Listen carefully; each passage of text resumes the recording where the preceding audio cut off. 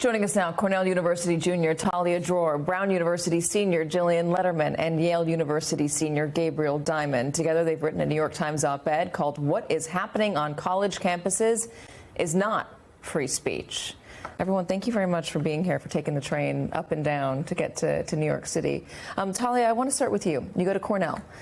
What's it been like? How's your experience been in the past few weeks? Yeah, absolutely. First of all, thank you so much for having us on today. It's been really difficult. Even before all of the death threats happened, the campus had been super tense. I mean, this issue is something people feel really passionately about, and that's fantastic. But when that's displayed in the forms of threats and chants against students and their families, it can get really scary. And so even before all of the death threats happened, students were feeling pretty unsafe. And that was absolutely exacerbated by what happened on Sunday night. I mean, you had students fearing to go into the kosher dining hall because they were afraid they were going to get shot. You had students fearing to sleep in the Center for Jewish Living because they were told that it was going to get bombed. Like people are afraid to go to their classes. That's an extreme example of what's been happening, and we've covered it here on this show. We've also seen the images out of Tulane, those clashes. How's the experience been at Brown, Jillian? Absolutely. So thankfully, we have not had the level of violent threats that have existed at Cornell. That said, like on so many campuses across the country, there has been an extreme culture of intimidation at Brown University. We've had protests with hundreds of students chanting slogans for the annihilation of Israel. We've had students pulling down posters of kidnapped civilians. I've personally been confronted on campus. Other students have been confronted on campus. In what way are you confronted? Why do they come up to you? I was personally confronted at a party on campus, told that I support genocide. Other students have been confronted because they've been outwardly Jewish, and have had students come and yell at them, different types of slogans. So those are certainly anomalies. I'm not saying that that is true across the board, but it is a manifestation of a larger culture of intimidation on college campuses right now. I want to read a little bit from your op-ed. You say, free speech, open debate, and heterodox views lie at the core of academic life. They are fundamental to educating future leaders to think and act morally. The reality on some college campuses today is the opposite. Open intimidation of Jewish students, mob harassment must not be confused with free speech. So what is the line? What is the line for free speech? When is it a debate, and when is it something that crosses that line? Look, I think part of it is about figuring out, when does this evolve into violent speech? When does it evolve into incitement to violence? And I think we're seeing on a lot of campuses that these students are saying these things, but it's escalating into violence, right? It's gone from pro-Palestine groups simply saying from the river to the sea to incidents like at Cornell, where you have students that are threatening others. You have a student at Columbia who was assaulted. You have another student at Tulane, as we saw in the video, who's bashed in the head with a Palestinian flag.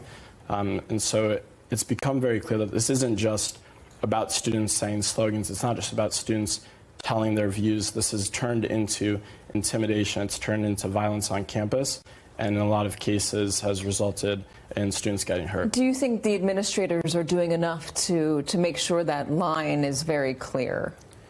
Not at all. I think universities, a number of which have issued statements, and some of them have made it clear that there's a certain moral clarity that needs to be had here, but the statements aren't enough. These universities need to start taking action. They need to realize— What sort of action? What sort of action? I think they need to deal with professors who are buying into this culture of harassment and violence. They need to not allow student groups to function on campus in a number of cases, and particularly not to give them university funding. Not to pick on you here, but I'm trying to find the line. Is it expressing support for the Palestinian cause? Is that too far? Is it saying that I support violence against the Jewish people, or I think what happened on October 7th was justified? Where is when you're talking about professors supporting, what sort of support? Support comes really when they glorify terrorism, when they say that what Hamas did on October 7th was justified, that resistance is justified. These are calls to violence. When they say from the river to the sea, they're talking about from the Jordan River to the Mediterranean Sea. And they say the original version was Palestine will be Arab, not Palestine will be free, which means that they're calling essentially for the elimination of the Jewish state. Have you guys, I know it's such a tense time, and a college campus is a place for many different viewpoints, as you point out in your op-ed. Have you been able to sit down with people who disagree with what's happening? And I'm not saying people who are saying, you know, it's great what happened to Israel on October 7th, but people who might say, hey, listen, this is a situation that was untenable for a long time, and Palestinians need to have their own state as well. Have you been able to sit down and talk about that with your fellow classmates? Yeah, I absolutely have. I have some friends on the other side of the aisle, and I think open debate and free inquiry is absolutely possible if it's approached in a manner with respect for both people's opinions. But the second you start calling for violence against someone's family, and like I can tell you, I have family in Israel. This is a very personal issue for me. And when someone starts saying that my personal family members should get killed, that's when I stop feeling comfortable engaging in open dialogue. So how do you exist on a college campus right now?